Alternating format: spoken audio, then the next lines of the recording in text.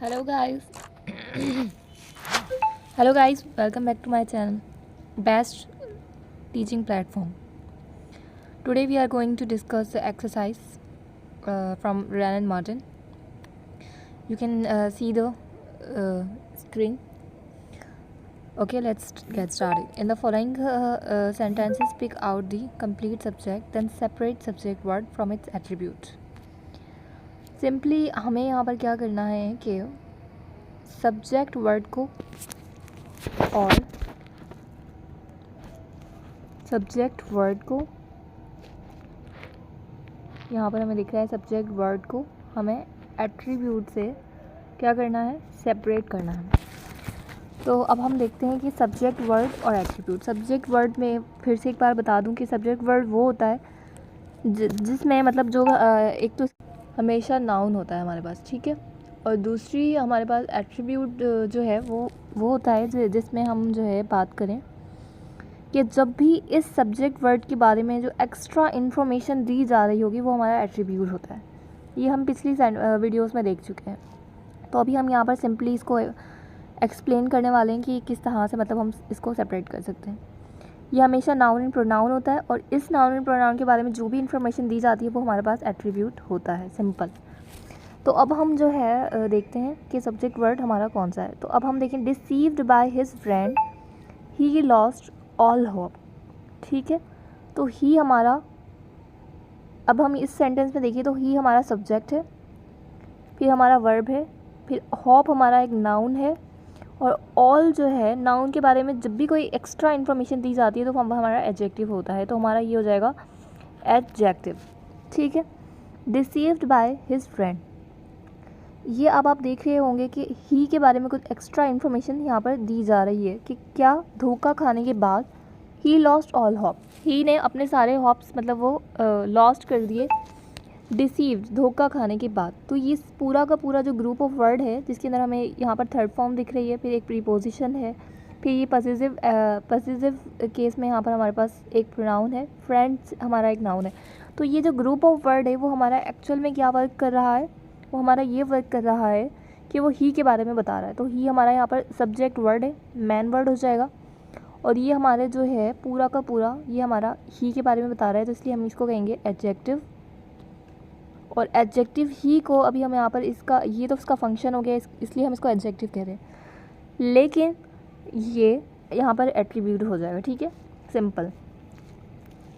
Again हम यहाँ पर नेक्स्ट सेंटेंस देखेंगे कि नेक्स्ट सेंटेंस में हमें क्या दिखा रहा है। The man carrying a hoe is a gardener. पहली बात तो ये सेंटेंसेस जो है इसमें हॉय जो है वर्ड यहाँ पर यूज़ हुआ है, भाई ये जो एक है कदाल इस टाइप का कुछ होता है जो कि उसमें यूज़ हो रहा होता है गार्डन्स में गार्डनिंग करने के लिए, ठीक है। तो ये आप पहले इसको अच्छे से अंडरस्टैंड, एक आदमी जो कि हॉय उसके हाथ में है, जो कि कैरी कर रहा है, कैरी मतलब लेकर जा रहा है, तो वो क्या है, वो एक्चुअल में क्या है, गार्डन, ये एन गलत लिखा है, गार्डनर, ठीक है, वो बता रहा है सिंपली कि वो गार्डनर है। तो हमारे पास मैन जो है वो नाउन है, और सिंपली मैं पहले भी बता चुकी हूँ कि जो भी हमारे आर्टिकल्स होते हैं, तीन तरीके के जो हमारे आर्टिकल्स होते हैं, अ, एन और द, वो हमेशा एट्रीब्यूट कहलाते हैं क्योंकि वो हमेशा नाउन से पहले ही आ रहे होते हैं। तो यहाँ पर भी इस तरह से ये जो दोनों यहाँ पर आर्टिकल्स हैं ये हमारे एट्रीब्यूट हैं। यहाँ पर हमें एट्रीब्यूट को भी निकालना है, तो यहाँ पर ये एट्रीब्यूट हो गए। मैन हमारा नाउन है, कैरिंग अ हॉय, कौन कैरी कर रहा है हॉय को, कदाल को, या वट जो भी, मैन। तो ये पूरा का पूरा जो ग्रुप ऑफ वर्ड है वो मैन के बारे में बता रहा है, तो इसलिए मैन जो है इसके बारे में जो एक्स्ट्रा इन्फॉर्मेशन दी गई है वही हमारा पूरा का पूरा ये कहेंगे हम कि ये एडजेक्टिव फ्रेज़ है, ठीक है। ये हमारा एडजेक्टिव फ्रेज़ है, या हम कहेंगे ये हमारा एट्रीब्यूट है, क्योंकि ये पूरा का पूरा मिलकर हमारे पास क्या काम कर रहा है, मैन के बारे में एक्स्ट्रा इन्फॉर्मेशन दे रहा है, ठीक है। तो simple, one man's meat is another man's poison. Question number 12, ठीक है, one man's meat is another man's poison, एक आदमी का गोश्त दूसरे आदमी का जहर, इस टाइप का कुछ इसका सेंस बन रहा है। मैन हमारा आपको यहाँ पर दिख रहा होगा कि एक नाउन है, लेकिन ऐसा नहीं है, क्योंकि इसके साथ ये जो आपको एपोस्ट्रॉफी एस दिख रहे हैं ये इसको पॉजिटिव केस के अंदर लेके चला गया, ठीक है। तो अब हमें यहाँ पता चल गया कि ये पॉजिटिव केस में है जो भी है।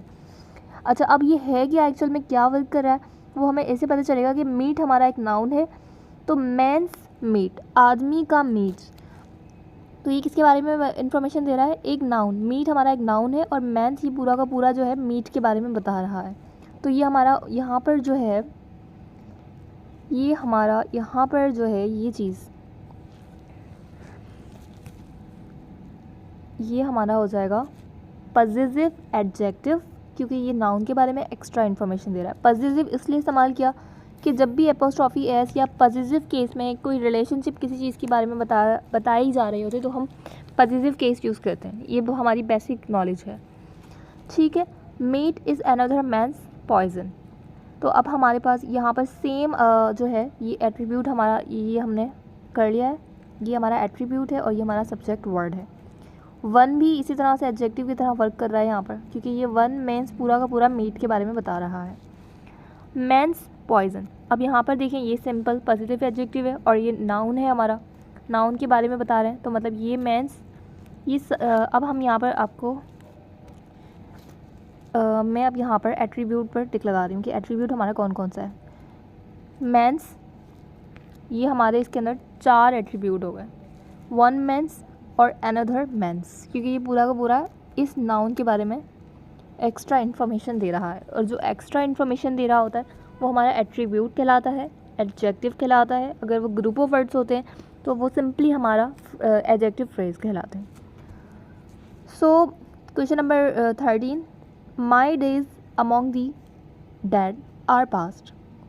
माई हमारा वही पॉजिटिव, माई डेज मतलब नाउन के बारे में बता रहा है, तो जब भी किसी चीज़ के बारे में कोई बताई जाए कि ये मेरी है, इस टाइप का कुछ सेंस बने, तो हमारा वो पॉजिटिव होता है जो भी हो। यहाँ पर ये प्रोनाउन है लेकिन पॉजिटिव केस का। अमंग जो है हमारा जो है प्रीपोजिशन है, द हमारा आर्टिकल है, डेड हमारा नाउन है, और आर पास्ट, आर हमारा हेल्पिंग वर्ब है, पास्ट जो है वो।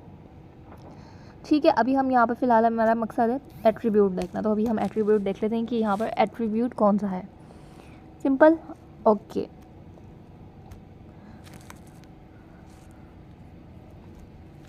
तो हमारे पास ये अमॉन्ग द डेड पूरा का पूरा किसके बारे में बता रहा है कि मेरे दिन जो डेड इंसानों के दरमियान थे, अमंग का मतलब दरमियान, आर पास्ट मतलब वो गुजर चुके हैं। तो ये अमंग द डेड जो है वो किसके बारे में एक्चुअल में बता रहा है, डेज़ के बारे में। तो ये हमारा हो जाएगा, ये हमारा, इसको हम क्या क्या कह सकते हैं, देखिए इसको हम कह सकते हैं प्रीपोजिशनल फ्रेज, क्योंकि ये प्रीपोजिशन से स्टार्ट हो रहा है। ग्रुप ऑफ वर्ड्स जब भी मिलकर कंप्लीट सेंस ना दें, ठीक है, उसे हम फ्रेज़ कहते हैं। वो डिफरेंट टाइप्स के होते हैं, वो भी एक्स्ट्रा मतलब उसके ऊपर लेक्चर होगा, ठीक है।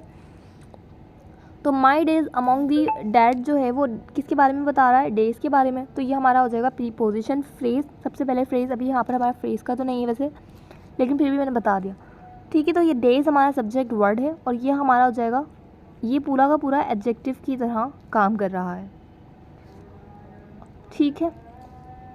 और इसे अब जो भी एडजेक्टिव की तरह हम काम करता है उसे हम एट्रीब्यूट भी कहते हैं। सिंपल सिंपल, ये ख़त्म हो गया हमारा, इसका आंसर यही था।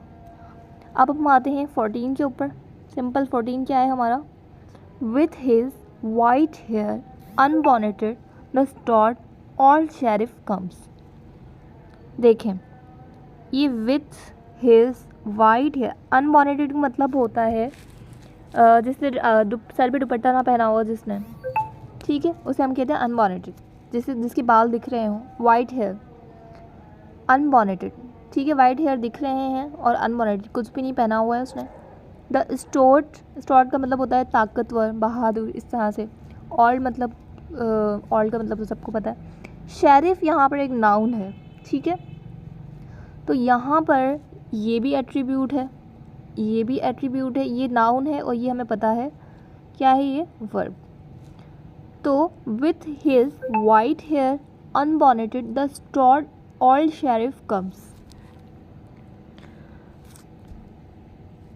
सारी बातें किसके लिए आई हैं, शेरिफ के लिए आई हैं, जो आया है, ठीक है। शेरिफ कम्स, एक तो वो ताकतवर बहादुर है, थोड़ा सा ओल्ड है, उसके बाल जो हैं वाइट हैं, और वो जो है मतलब उसके बाल ढके हुए भी नहीं हैं, जिसके लिए इस्तेमाल किया गया है अनबॉनेटेड।